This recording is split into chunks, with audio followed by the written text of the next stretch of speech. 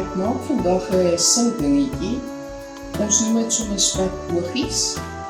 Ek is op pad na 'n partytjie toe en ek het worseltjies in die week gebak wat ek in 'n bak gaan pak. So ek gaan hierdie net so oral tussen die worseltjies pak, net vir so ietsie anders en so effens 'n soetigheidjie by. Dis iets vreeslik maklik om te maak. Jy koop net klaar soet kersies. Jy koop van die lang streepie spek.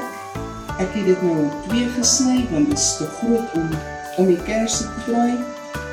En jy het tandestokkies nodig. So jy sit dit in die oond, jy bak dit, jy vat jou reepie spek. Jy sit jou kersie in.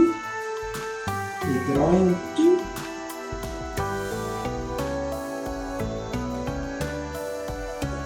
En jy steek 'n tandestokkie.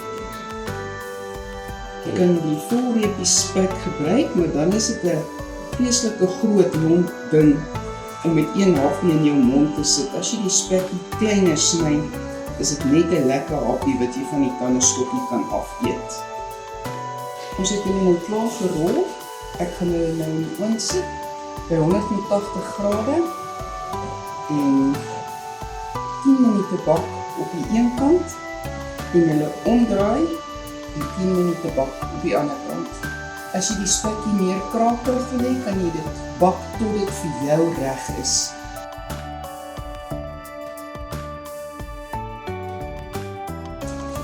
Dit was nou 10 minute aan die een kant in. En dan draai ek hulle net om. Soos jy kan sien, die spekkies het al reeds gebraai. Ek is besig om die borde te pak. Nou het ek my spekboogies bo-op gepak. Hier staan my tamatie en chickens en bietjie blaarslaai wat ek ook nog gaan oppak. En dan maak ek hulle toe en dan is hulle reg om te